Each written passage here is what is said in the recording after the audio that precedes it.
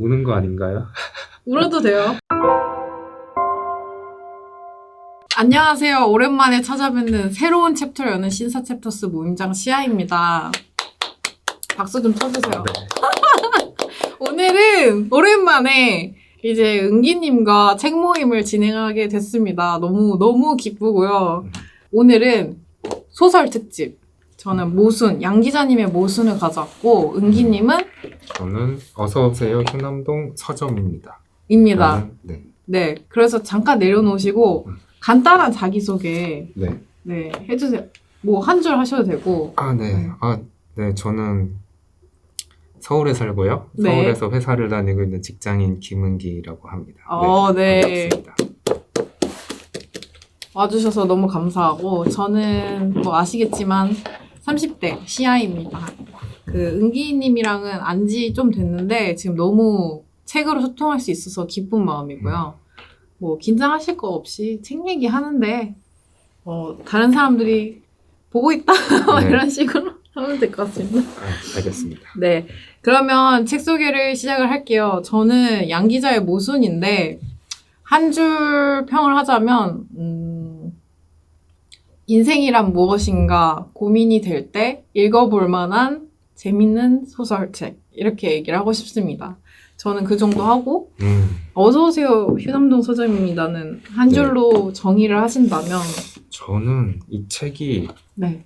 약간 비유를 하자면 그 정확한 용어는 모르겠는데 그 버스 정류장에 가면은 요새 그 온돌 의자 있잖아요. 따뜻하게 들어오는 그 의자가 좀 생각이 났어요.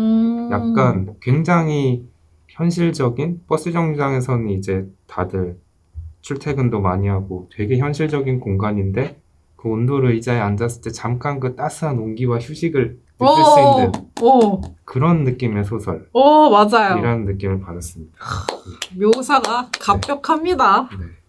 진짜 그거를 거기까지 비유할 줄 몰랐는데 너무 와닿네요. 그리고 네. 저한테도 인생책이라서 네. 너무 기대가 됩니다. 네.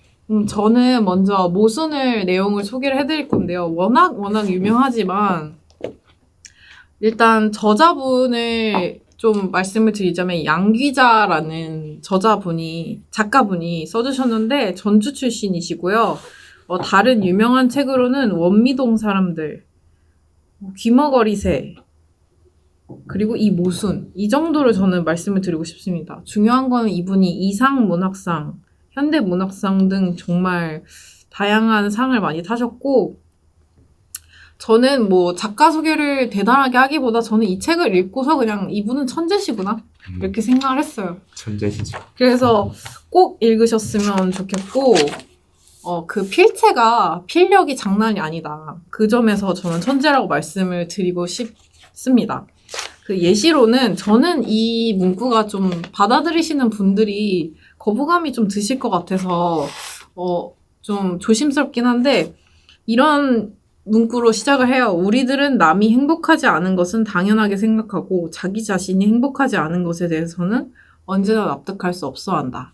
요 책을 소개하거나 요 책을 통해서 호기심을 불러일으키고 싶으실 때 많이 인용을 하시는데, 요런 한 줄 문장을 봐도 좀 빼곡한 필력이 느껴지지 않나요? 그리고 또 그 작가의 말에 있는 거를 말씀을 드리고 싶어요. 이분이 소설 제목을 정하면서 많이 망설였다고 하는데, 왜냐면 모순이 창과 방패의 얘기잖아요. 알고 계시죠? 그래서 추상적인 개념인데 현대적인 내용을, 이 당시에는 현대적인 내용이니까 이게 맞을까 했는데, 그러나 곧 생각을 바꿨다. 우리들 삶의 내면을 들여다보면 모든 것이 모순투성이인 것이었다. 이론상의 진실과 마음속의 진실은 언제나 한 방향을 가리키는 것이 아니었다. 모순은 무엇을 따라도 모순의 벽과 맞닥뜨려지는 인간과 삶에 관한 진술이었다. 세상의 일들이란 모순으로 짜여져 있으며 그 모순을 이해할 때 좀 더 삶의 본질 가까이로 다가갈 수 있는 것이었다. 라고 하면서 이 책의 제목을 긍정하셨어요. 그래서 더 많은 내용이 필력이 느껴질 수 있는 내용이 소설에 있으니까 꼭 읽으셨으면 좋겠고, 이 책의 시작은 어떻게 되냐면 안진진이 어느 날 아침에 그래, 이렇게 살아서는 안 돼. 내 인생에 나의 온 생애를 다 걸어야 돼. 꼭 그래야만 해. 라고 갑자기 외칩니다. 그러면서, 묘사를 한 게 내 삶이 이렇게 가벼워도 되는 걸까? 라고 하거든요. 양감이 너무 없는 삶이다. 라고 얘기를 하는데, 이 주인공은 대학생으로서 지금 학비를 벌기 위해서 알바를 하면서 쉬었다가 돈을 모아서 다시 대학교를 가고 이런 처지에 있어요.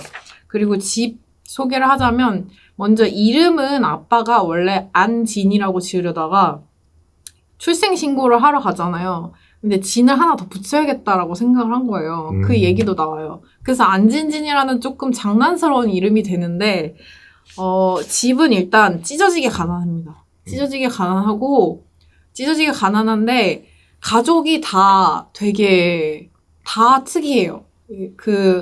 아버지 먼저 얘기를 드리면 아버지가 도박을 하세요.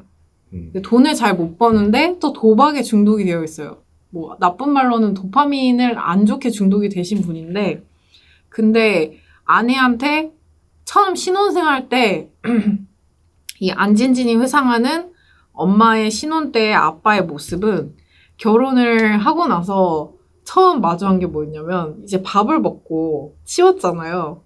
그래서 설거지 좀 해줘 하고 앞치마를 두른 상태로 설거지 좀 해줘서 그랬으면 보통 설거지를 할 거 아니에요. 근데 그 다음에 마주한 장면이 뭔지 아세요? 뭔가요? 갑자기 남편이 소리를 질러서 갔더니 벽에는 음식물이 붙어 있고 접시가 자기 얼굴 옆으로 날아오고 있는 장면이었다라고 묘사를 하거든요.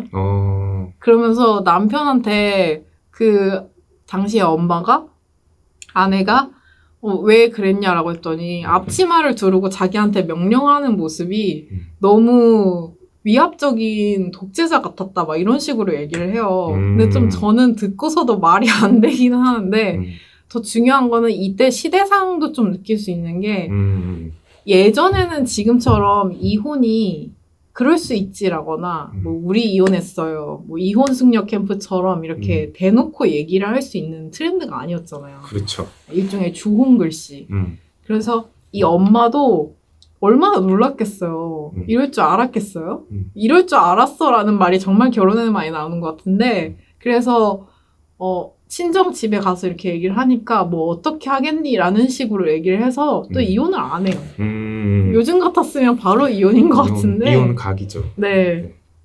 하여튼 이런 아빠의 특이한 성격이 나오고, 그럼에도 불구하고 안진진의 가족들은, 특히 엄마는 이 남편을 버리지 않는, 이 남편의 좀 인간적인 다른 부분 때문에 헤어질 수 없다라는 식으로 계속 묘사가 됩니다. 그리고 남동생이 있는데, 남동생은 건달 노릇을 해요. 근데 애매한 건달이에요. 그래서 진짜 막 최민수님처럼 진짜 제대로 된 건달이 아니라 그 드라마 속 나오는 건달로 묘사되는 최민수에 취해서 그 모습을 따라하려고 하는 애매한 건달이에요. 그래서 여기저기 사고를 치기도 하고, 결과적으로는 감옥에 들어가서 이 엄마의 속은 썩고, 이 누나도 약간 옥바라지 비슷한 마음으로 동생을 이제 살피는 모습이 좀 나오는데,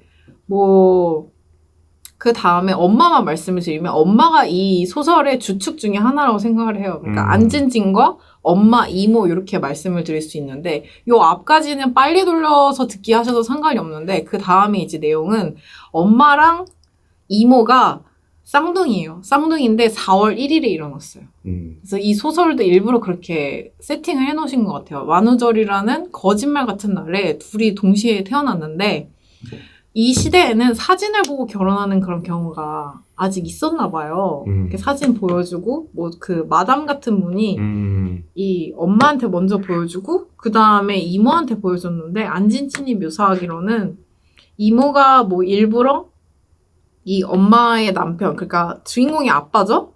아빠의 사진을 보면서 이 엄마 쪽으로 빨리 소개를 받으라는 식으로 이렇게 약간 안 멋있는데 멋있네 이렇게 얘기를 했다라는 식으로 묘사를 하고, 근데 이모님은 그 다음 사진을 받은 분이랑 결혼을 했는데 이제 그게 천지 차이의 결과로 나타났다 이렇게 얘기를 해줘요. 그래서 남편을 얘기를 해주자면, 일단 이모는 좀 서프라이즈, 나중에 소설 후반부에 나오는데 첫눈이 내릴 것 같은 날에 그날 하루 종일 돌아다니는 낭만을 가진 사람이에요. 그리고 서프라이즈를 좋아하는데 그분의 남편은 돈이 진짜 많으시고 막 비싼 레스토랑, 지금으로 치면 신라호텔, 파크뷰 레스토랑이라던가 뭐 웨스틴 조선 이런 데 라운지바 가서 이렇게 먹여줄 수 있는 재력이 있으신데 다만 결혼에 대해서 고찰해 볼 수 있는 포인트가 그 이모한테 너무 이렇게 형식적인 거예요.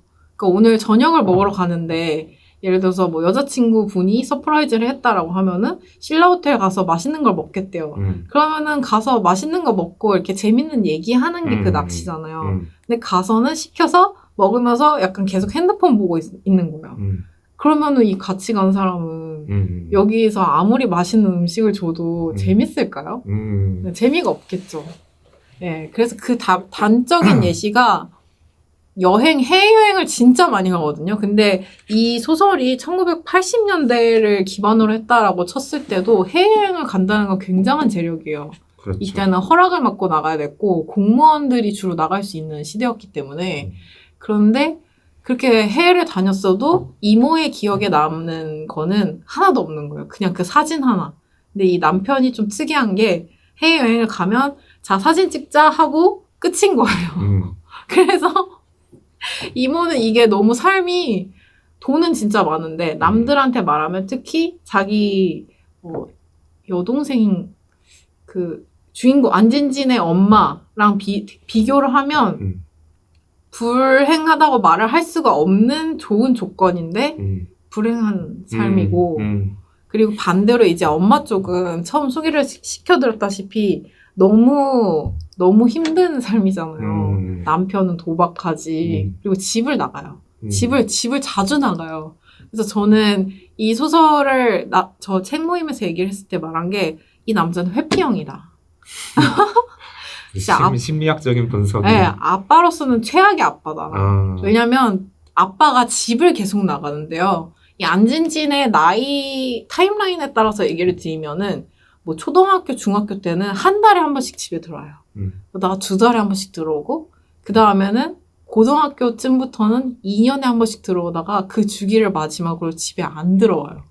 그래서 저는 회피형이다라고 얘기를 하면서 얘기를 한 게 이 사람이 이 아빠가 지금 시대에 있는 사람이었으면 결혼 절대로 못했다. 왜냐하면 옛날에는 결혼을 반드시 해야 된다? 그리고 결혼이라는 게 이제 페어링에 맞춰진 제도잖아요. 막, 뭐 조심스러운 말이지만, 차은우의 500번째 아내가 되겠다. 이런 말이 있을 정도로, 여자분들이 이제 눈도 많이 높아지시고. 근데 일부 일처제라는 제도와 결혼이 결합이 되면, 그 사실 차은우한테 일부 일처제가 없었더라면 차은우에게 다 뺏겼을 여자분들이 결혼을 다 하시는 거잖아요. 근데 그런 관점에서 봤을 때 이분은 엄청난 회피형이라서 지금은 살아남을 수 없었을 것이다 라고 저는 얘기를 했었고 또 하나 얘기하고 싶은 거는 집을 나간다는 것 자체가 집안에서 결혼을 하면 역할이라는 게 있잖아요. 엄마든 아빠든. 근데 이렇게 회피를 계속 하면은 처음에는 그런 말이 있거든요. 막 대학생 분들이 외박을 하는 것 때문에 엄마랑 너무 싸운다라고 하면은 예전에 저희 큰엄마도 얘기를 해주셨던 게 그냥 아예 나가버려. 그러면 제발 들어오라고 할 거야. 막 이렇게 하는데 그 심리가 이 아빠한테 있지 않나 싶었어요. 왜냐면 아빠로서의 제대로 역할을 못 하는데 집에만 있으면 이게 되게 엄청난 비판을 받을 거 아니에요. 근데 집을 계속 나가서 어디 있는지도 모르고 언제 들어올지도 모르고 하면은 들어왔을 때 잘해줄 것이고 제발 오기만 해 있기만 해라고 할 것 아니에요. 그래서 저는 최악의 회피형 성격이다라고 생각을 했고 또 이제 남동생은 건달 노릇에 취해서 큰 사고는 안 치는데 결국에는 그 감옥에 들어가 있다라는 상황을 봤을 때 이제 정리를 하자면 이제 이모네 삶은 돈이 많고 공허한 삶 그리고 나의 집 우리 엄마의 삶은 엄마는 진짜 모든 어떤 전투도 이길 수 있는 전투사로서의 생활력이 엄청 뛰어난 분. 이렇게 나뉘게 됩니다. 그러면서 저는 이 책을 추천드리고 싶은 이유가 저는 정말 많이 얘기하고 싶지만 아쉽게도 시간이 짧기 때문에 이 결혼을 앞두고 안진진이 2명의 남자를 두고 고민을 해요. 근데 2명이 또 데뷔가 돼요. 엄마와 마치 이모처럼. 그래서 저는 거울이 생각난다라고 많이 말을 했었는데 모임에서 거울. 거울아. 그러니까 엄마와 이모도 쌍둥이인데 너무 다르고 안진진이 고르고 싶은 정년기로서 고르고 싶은 남자도 2명 있는데 너무 다른 거예요. 근데 한 명은 진짜 다른데요. 네. 한 명은 좀 형의 사업을 돕는 그런 사람인데 그 남자로서 여자가 봤을 때 남자로서는 재미가 없어요. 뭐든지 괜찮아? 괜찮아? 라고 하고 뭐 그냥 이벤트가 없어요. 근데 결과적으로는 안진진이 이 사람을 사랑한다라고 느낍니다. 근데 정보의 양으로 보면 이 사람한테는 나의 집이 이러하다라는 걸 하나도 얘기하지 않았어요. 오히려 이모가 자기 엄마인 줄 알아요.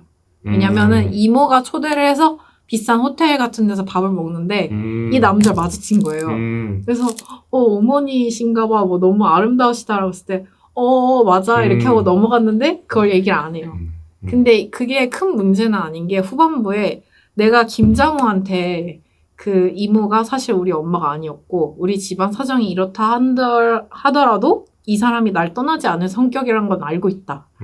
라고 나와서 이제 그 거짓말 자체가 크진 않은데 중요한 건 이성으로서 내가 모든 걸 얘기를 할 수 없는 사람이고 사랑하고 있는 사람이다. 그리고 이 나영규라는 사람은 굉장히 이벤트를 잘 준비를 해요. 예를 들면 뭐 저녁을 먹으러 간다. 저녁과 영화 데이트가 있다 하면은 우리 6시에 만나서 밥을 먹을 거니까 지금 차를 타고 출발하면 5시 40분쯤에 내릴 겁니다. 그러면은 걸어서 올라와서 화장실 잠깐 들어갔다 와서 제가 표를 뽑으면 5시 55분쯤 될 거고 이런 식으로 착착착 있는데 마음은 조금 덜 가는 상태인 것 같아요. 안진진이. 그래서 이 2명을 두고 과연 안진진이 누구를 고를지 그리고 안진진 자체도 모순인 게 엄마의 삶과 이모의 삶을 굉장히 토파보면서 진지하게 보면서 철학적인 생각과 말들을 여기서 많이 해요. 그런데 자기는 정작 그 상황 밖에 있는 것처럼 묘사를 하거든요. 그래서 그것도 좀 모순인데 그래서 결과적으로 이 소설이 재밌는 건 뭐냐면 이 안진진이 누구를 고를까? 누굴 고를까 너무 궁금하거든요. 그리고 후반부에 갈수록 이 사람을 사랑한다는 사실이 맨 끝에 나와요. 누굴 골랐을까? 근데 그 와중에 이모가 자살을 하는 거예요. 이모랑 굉장히 안진진이 친하거든요. 안진진과 그 얼굴만 마주쳐도 무슨 생각을 하고 있는지 그 무슨 말을 어떤 의도로 하는지 알 정도로 깊은 사이인데 이모는 결과적으로는 그런 자기가 재미를 찾을 수 없고 공허하게 느끼는 삶의 끝에서 자살을 한 것 같아요. 그리고 그 배경 중에 하나는 제가 생각하기에 자식이 2명 있는데 둘 다 미국으로 유학을 갑니다. 그래서 미국에 갔다가 잠깐 들어오면 부모가 얼마나 반가워요. 그래서 다시 들어올 거지라는 식으로 얘기를 하는데 약간 이렇게 하니까 이모가 충격받은 얼굴을 안진진이 묘사를 해줘요. 근데 그것도 제 생각에는 있는 것 같은 게 이제 장례식 때 그 자식들이 결혼할 여자 딸 기준으로는 결혼할 뭐 미국 교수를 데리고 왔다 이런 식으로 보면은 한국에 돌아올 이유가 없는 그런 상황이 있었거든요. 그래서 부모로서는 이제 갑자기 자식이 떠난 것도 공허한데 기준의 삶도 되게 재미가 없었잖아요. 그래서 이런 것들을 종합해 봤을 때는 이모는 좀 이 삶이 되게 부유는 하지만 행복하지 않다고 굉장히 불행하다고 느끼고 그런 선택을 한 것 같다. 이렇게 나오고 안진진은 그 편지를 받고 달려가게 됩니다. 네가 이 편지를 받았을 때쯤에는 내가 세상을 떠났을 거야. 네가 내 마지막을 수습해줘. 라고 하고 뛰어가는 장면이 나오거든요. 그래서 되게 흥미진진한 내용이라서 네, 결혼에 대해서 그리고 인생에 대해서 좀 고찰해보고 싶다라면은 꼭 한번 읽어보셨으면 좋겠다라는 생각이 들고 또 이 책을 제가 스레드에서 어떤 점이 좀 재밌었고 어떤 점이 좀 이해가 안 갔냐라고 했더니 어떤 분들은 좀 개연성이 떨어지지 않았냐. 왜 뭐 갑자기 이모가 죽었냐라든지 기타 등등의 의견이 있었어요. 그래서 그런 것도 저는 이 책은 정말 얘기할 게 너무 많은 책이라고 생각이 들어서 댓글로 나눠주시면은 정말 감사하겠습니다. 그래서 저는 개인적으로는 그 결혼에 대해서도 음, 생각할 수 있고 인생에 대해서도 저희가 돈만 가지고 행복과 불행을 나누기에는 삶은 좀 복잡한 것 같다라는 이 책에서도 자주 말하는 묘사가 생각이 났어요. 근데 너무 잘 들어주셨는데 네. 어떠신 것 같아요? 이게 얘기를 듣다 보니까 저는 이게 하나하나의 캐릭터가 되게 되게 공감이 되고 그 이모가 자살까지 이르는 데까지 그 뭔가 겉은 화려하지만 약간 속빈강정 같은 삶을 살았을 것 같은데 네. 그런 자살은 안 좋은 거지만 네. 그런 심정, 그 심정은 밑바닥까지 이해가죠. 갔던 그 심정은 되게 이해가 되고 뭐 이 책 같은 경우에는 되게 인생에 대한 여러 가지 생각, 고민을 할 수 있게 해주고 되게 약간 깊이도 있고 무거운 맞아요. 느낌의 소설인 것 같아요. 맞아요. 네, 얘기를 들어보니 정확합니다. 네. 근데 재밌게도 오늘 제가 가지고 있는 휴남동 서점 이 소설도 네. 비슷하게 인생에 대한 어떤 생각이나 고민들 맞아요. 네, 맞아요. 그런 거를 이렇게 건드려주는 네, 그런 게 네. 있는데 네. 이 책은 그렇게 무겁지는 않았던 것 같아요. 맞아요. 네, 맞아요. 무겁지는 않고 조금 그렇다고 또 너무 가볍지도 않은 그런 내용의 소설이었던 것 같아서 되게 오늘 가지고 오신 소설이랑 제가 가지고 온 소설이 케미가 괜찮죠? 네, 뭔가 맥이 이렇게 통하는 게 있다. 아, 네. 제가 마지막에 이제 모순을 가져오기로 바꿨는데 잘했다는 생각이 들고 그 말씀하신 것처럼 인생에 대해서 인생을 어떻게 해야 잘 사는 걸까? 뭐 결혼에 있어서도 어떤 심리 좀 많이 고민이 있으시다거나 그러시면은 이 주인공을 통해서 이 주인공의 생각이 꼭 답은 아니지만 삶에서 중요한 건 뭘까? 결혼해서 내가 상대방한테 바라는 모습과 내가 언제 기쁜가라는 것들을 고찰해보기에는 굉장히 좋은 소설이라는 생각이 들어요. 여담으로 네. 이분이 되게 발록 있는 저자시잖아요. 양 기자님이. 옛날에는 라디오에서 책 광고를 했었거든요. 그래서 그때 좀 자주 등장하셨던 것 같아요. 옛날에요? 네, 옛날에 네. 양 기자 장편 소설 막 이러면서 네. 근데 네임 밸류가 있으시니까 맞죠. 네. 그래서 그런 기억이 나요. 꼭꼭꼭 읽어보시고 얘기 나눠주시면 감사하겠습니다. 그럼 다음으로 네. 그 은기님의 어서오세요 휴남동 서점입니다. 소설. 네, 이 책은 너무너무 유명한 소설이더라고요. 저는 사실 소설책을 잘 안 읽는 사람인데 저는 픽션보다는 논픽션류를 많이 보거든요. 근데 얼마 전에 이제 지인분한테 소개를 받아가지고 읽게 됐어요. 근데 이게 제가 그 원하는 그 포인트가 있었거든요. 약간 좀 쉴 수 있는 책을 읽고 싶다. 쉬는 시간에 좀 마음의 위로까지는 아니어도 좀 편안하게 조금 그 시간에 좀 기분도 좀 풀고 그럴 수 있는 책을 읽고 싶다라고 하는 니즈가 있었는데 그 니즈에 맞춰서 이걸 소개해 주셨어요. 지인분이. 그래서 이제 읽기 시작했는데 정말 딱 그 포인트에 맞는 내용이었어요. 그래서 너무 유명한 책이어서 많은 분들이 뭐 아실 수도 있는 소설인데 이제 기본적으로는 영주라는 사람이 메인 주인공이죠. 서점의 사장님인데 이제 대표님이라고 부르죠. 이 책에서는. 네. 네. 그래서 그분이 이제 원래는 직장 생활을 오래 하던 사람이었는데 이제 어느 날 약간 번아웃이 오고 인생에 대한 고민이 오고 하면서 직장을 그만두게 되고 그러면서 이제 서점을 열게 돼요. 그래서 그 서점을 열면서 이제 새로운 사람들을 만나죠. 직원도 고용하고 서점에 찾아오는 손님들도 있고 하면서 새로운 사람들을 만나는데 그 하나하나의 사람들하고 인연을 맺으면서 그 한 사람 한 사람의 그 인생에 대한 내용들도 이렇게 다양하게 소개가 되고 또 영주가 어떤 인생을 살아오고 지금 현재 어떤 고민을 가지고 있는지에 대한 내용도 이제 소설 계속 내용이 이어지면서 나오거든요.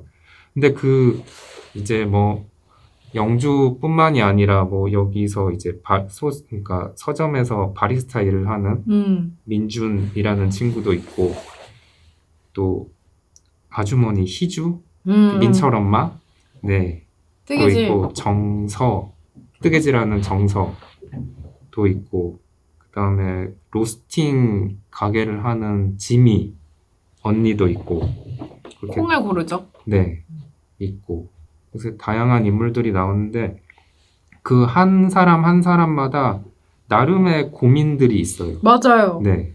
그래서 그런 내용들이 한 챕터 한 챕터 지나가면서 약간 새롭게 등장하는 느낌?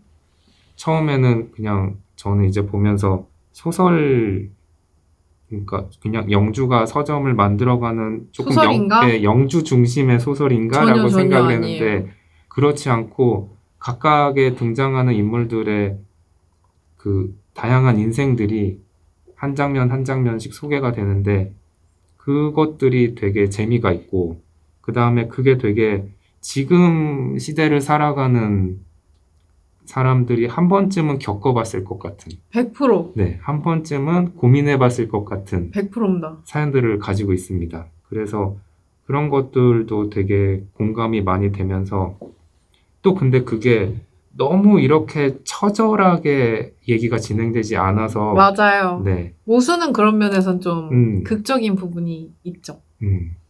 그래서 나도 이 등장인물들의 고민을 같이 접하면서 생각을 해보다가 너무 이렇게 내가 처지지는 않는 예, 그런 정도에서 이제 읽을 수 있는 책이었던 것 같아요. 맞아요. 그래서 네. 영주 얘기 먼저 하자면 영주는 처음에 번아웃이랑 또 이혼이랑 맞물려 있어요. 그렇죠. 그래서 저는 그 영주라는 인물을 얘기할 때 도대체 어디까지가 이기적이고 어디까지가 이기적이지 않은 걸까라는 질문이 들으면서는 생각이 나긴 했거든요. 왜냐하면 그 기존 전 남편이 이혼을 할 때 너 정말 나쁘다라고 이렇게 얘기하는 장면이 있어요. 왜냐하면 영주는 너무 힘들어서 다 놓아버리고 싶은 그런 심정이다 보니까 이혼도 자기 혼자 결정을 했는데 물론 모든 이별이 합의 아래 이루어지는 건 아니지만 그래도 상대방이 좀 납득할 수 있게 얘기라도 해주면은 좋잖아요. 그러면 상대방은 솔직히 붙잡고 싶은 마음이니까 사연도 듣고 싶었을 텐데 영주는 그러한 과정이 없이 이제 나는 이혼이야 이렇게 얘기를 해버리니까 좀 그런 부분에서는 영주가 좀 많이 지쳐 있었나라는 생각이 들고 또 사람 대 사람으로서는 좋은 이별이 있겠냐마는 그래도 상대방한테 좀 납득할 수 있을 만한 그게 거짓말이라 하더라도 얘기를 해줬으면은 조금 상대방이 덜 하지 않았을까라는 생각도 들었는데 여튼 중요한 거는 뭐 얘기하고 싶은 거 있으면 얘기하셔도 되고 영주는 갑자기 번아웃을 느끼고 갑자기 서점을 차렸다라는 거고 이제 그 서점 안에서 따뜻하게 사람들을 안아주고 그 사람들과 얘기하는 과정을 보면서 힐링이 된다라는 거죠. 그래서 저는 그 학생 중에 찾아오는 학생 상담해주는 사람 있잖아요. 어떤 남자가 또 남자 학생을 해줬던 걸로 기억하거든요. 승우? 네네. 근데 해줬던 얘기가 어떻게 해야 될지 모르겠다 했더니 그 조언을 해주는 남자가 어른 남자가 어떻게 해야 될지 모를 때는 걷지 말고 멈추라. 그런 얘기를 해주는데 너무 공감이 갔어요. 저는 인생책이거든요. 그러고 뭐 글을 써오라고 하는데 뭘 써야 될지 모르겠다 이렇게 하니까 그럼 네가 뭘 써야 되는지 모르겠다라는 걸 쓰라는 거예요. 그래서 그런 내용이 다 가만히 생각해보면 진짜 맞는 말이거든요. 왜냐면 저희는 정말 한국이 뭐 인적 자본에 이제 많이 있다 보니까 경쟁도 많이 하고 무조건 달려야 된다라는 열심, 근면 이게 되게 추앙받는 시대, 국가긴 한데 그 말 자체가 되게 현명한 말이기도 해가지고 좀 지쳐있는 분들은 그거를 보고 지쳐있는 학생을 포함해서 많이 힐링이 될 것 같다. 저도 그랬고. 그리고 또 인상 깊었던 인물이나 뭐 대사 있으셨나요? 저는 승우라는 캐릭터가 좀 재밌었어요. 이제 승우가 이제 평범한 직장인이면서 평범하다고 해야 되는 게 맞는지 모르겠는데 아무튼 이제 그러면서 글 교정하는 그 자기 블로그도 운영하고 맞아요, 맞아요. 그러면서 승우 맞아요. 네, 글을 교정해주는 사람으로 좀 유명해지고 그래서 그렇게 글 쓰는 재주가 있는데 그걸로 밥벌이는 하지 않고 다른 자기 직장 생활은 따로 하면서 지내는 캐릭터인데 이제 그 사람의 그 주변 환경보다는 이 사람이 가진 캐릭터? 약간 무뚝뚝 막 다정다감하지는 않고 약간 무뚝뚝하면서도 약간 글에서는 묘사가 그렇게 확실히 되지는 않았지만 살짝 잔정도 있고 약간의 어느 정도의 감성도 가진 사람으로 등장하는데 이 사람과 이제 영주의 관계를 엮어나가는 게 저는 되게 깜짝 놀랐어요. 왜냐면은 이 소설에서 저는 로맨스는 전혀 기대하지 않았었는데 저도요. 네. 저도요. 갑자기 등장한 승우라는 사람이 영주와 약간 로맨스 분위기를 풍기는 게 되게 새로우면서 이 승우라는 사람이 되게 이 소설에서 가지는 캐릭터가 약간 특이하다. 다른 캐릭터들도 다 개성이 있기는 하지만 다른 캐릭터들과 약간 좀 다르다, 결이. 네, 그런 생각을 좀 한 것 같아요. 그래서 근데 되게 재밌었던 게 그 승우가 그 영주에게 자기가 그 좋아하는 마음을 표현하는 묘사가 그렇게 직접적으로 드러나는 묘사가 거의 없거든요. 운동장에서 뿌린 향수 같아요. 뭔지 아시겠죠? 맞아요. 저기서 향수 뿌려놓고 제가 이렇게 달리기 하다 좋은 향기 났네? 약간 그런 느낌 있잖아요. 그러니까. 나중에는 이제 뭐 좋아하니 뭐니 이런 직접적인 표현을 하긴 하는데 네. 그 전까지가 네. 굉장히 이게 뭐 분위기를 잡는 건지 마는 건지 약간 되게 스물스물 이렇게 작가가 묘사를 하는데 그런 포인트부터 되게 재밌고 새롭고 승우가 되게 재밌다 그런 생각을 했고 되게 차가운 인상을 가진 사람일 거라는 생각이 저는 들었고 그 인물로 표현하자면은 그 영화 평론가 중에 이동진 같은 분의 느낌을 가진 사람이 아니었을까라는 느낌이 들어요. 되게 시크한 말투를 쓰는데 가만히 들여다봐야지만 그 호감을 표시하든지 잔정을 표시하는 그 말투의 변화를 느낄 수 있는. 예를 들면 뭐 다른 사람들한테는 아니요라고만 하다가 그래 볼까요? 라고 했으면은 그거에서 좀 이 차이를 느낄 수 있는 좀 그런 사람? 그리고 마지막에 뭐 승낙을 하니까 그런 것도 좀 보기 좋았고 아무래도 연애에 이어질 때 그 상황이 저희가 시청자 입장에서는 흐뭇한 가장 큰 감정이잖아요. 그래서 좀 세팅이 되지 않았나 싶고 영주가 이제 말씀을 하시니까 영주가 이 승우를 처음에 서점에 초대할 때 보낸 편지의 내용이 오히려 다시 궁금해지는 그런 느낌이었어요. 그렇게 차가운 사람이 고민을 하다가 수락한다라는 글을 갑자기 써버리고 막 보냈다라고 묘사가 됐잖아요. 근데 그렇게 할 정도면 영주도 글 실력이 있는 거 아닌가. 그렇죠. 그렇죠. 네. 왜냐면 천편일률적인 예를 들어서 뭐 음악가라고 했을 때 제가 공연 기획자예요. 근데 이분은 막 100명한테 계속 받고 있어. 근데 제가 또 똑같이 템플릿처럼 안녕하세요. 인터파크 담당자입니다. 와주시면 정말 감사하겠습니다. 이렇게만 썼으면 다 똑같은 메일 내용이 하는 텐데 저 되게 어렸을 때부터 봐서 예전에 어떤 콘서트에서 이 부분을 정말 좋아했는데 와주셔서 기타가 아니라 그냥 음악 얘기만 해주셔도 저는 두 눈에서 눈물이 흐를 것 같습니다. 이러면은 저한테 연락을 할 확률이 높지 않겠어요? 그렇죠. 네, 그런 느낌의 영주가 그런 마음을 담은 글을 쓰지 않았나 싶고 영주도 서점이라는 공간에서 서점을 아침에 열고 세팅하는 장면이 계속 묘사가 되는데요. 상상을 해보면 그 자기가 일정하게 예쁜 공간을 루틴하게 이렇게 정돈하고 그 안에서 자기 공간에서 힐링이 되는 느낌을 받을 수 있는 것 같아요. 그래서 좀 힐링이 좀 많이 되는 예쁜 소설이다. 맞아. 그래서 저도 이거를 책을 이제 퇴근하고 자기 전에 퇴근하고 뭐 또 바로 자는 건 아니고 또 밥 먹고 뭐 할 거 하다가 그러다 이제 아, 이제 좀 쉬면서 자볼까 하고 보통 요새 제 일과가 그렇거든요. 그러면은 그렇게 자기 전에 한 30분 전후 정도에 이 책을 읽었어요. 근데 그 시간이 너무 진짜 힐링이 되는 거예요. 약간 되게 하루 동안 되게 지치고 막 회사에서 뭐 또 한 소리 마음에 듣고. 네, 안 드는 일이 있었으면 또 스트레스 받고 이런 진짜 심신이 약간 지친 상태에서 이 책을 읽으면은 뭐 이게 읽다 보면은 이 안에서 그 캐릭터들이 겪고 있는 고민들, 좀 심각한 얘기들이 나올지언정 그거를 그렇게 이렇게 너무 날카롭게 풀어내지 않으니까 이 소설이. 그리고 끝에는 항상 약간 조금 긍정적으로 이렇게 좋은 말들도 많이 나오고 하잖아요, 이 책이. 네네.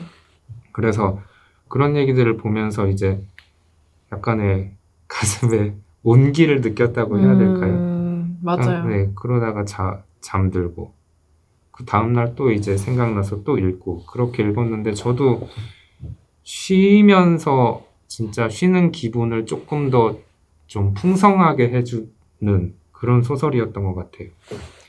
그러니까 잠들기 전에 피워놓는 아로마 향초 같은 그런 느낌이고, 이 책은 이제 토요일 낮에 도파민 팡팡 터지는 그런 롤러코스터 같은 책이라고 할 수 있겠습니다.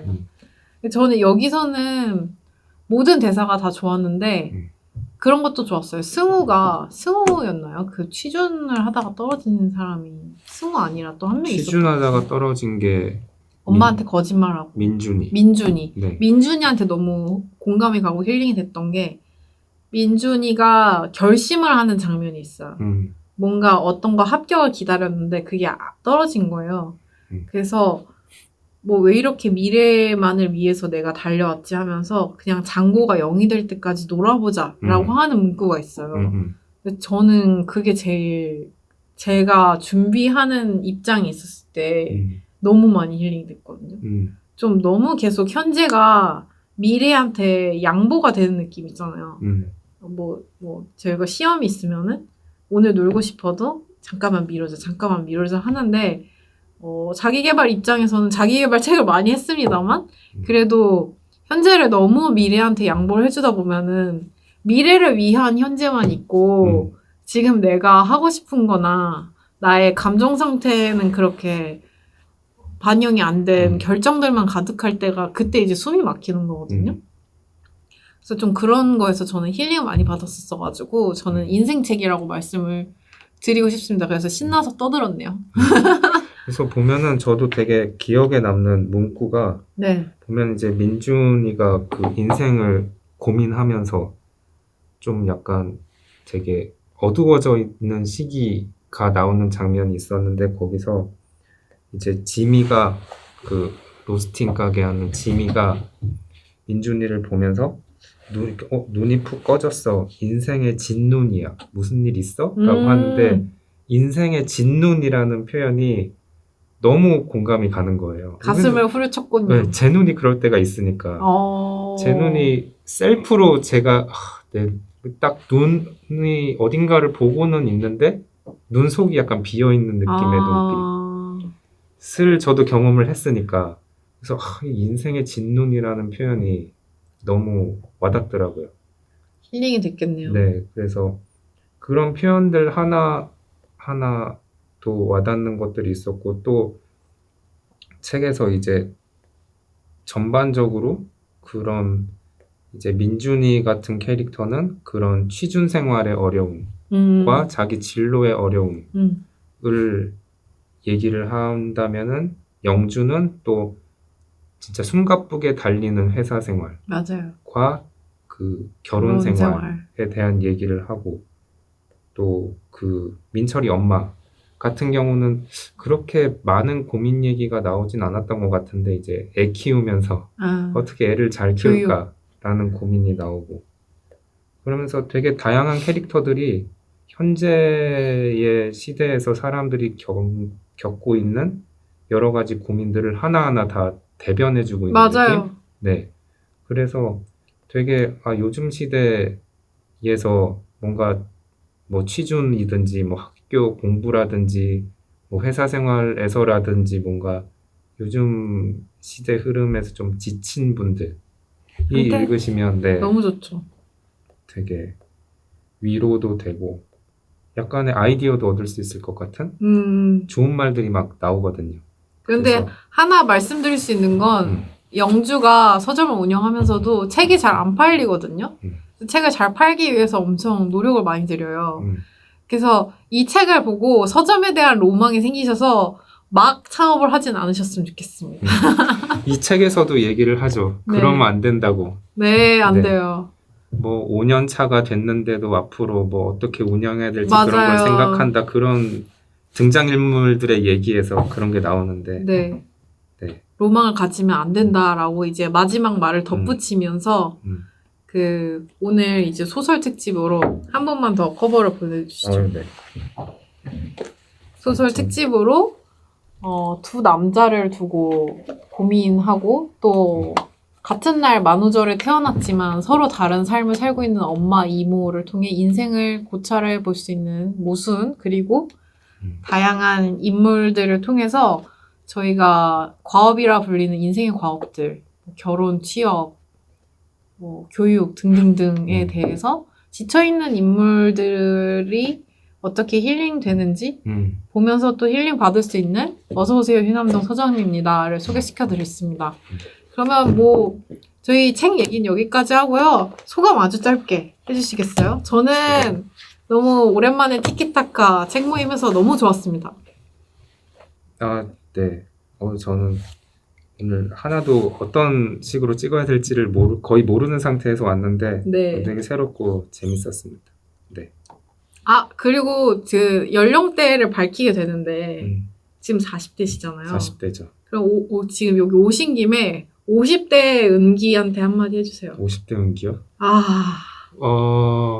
한마디 하고 우는 거 아닌가요? 울어도 돼요.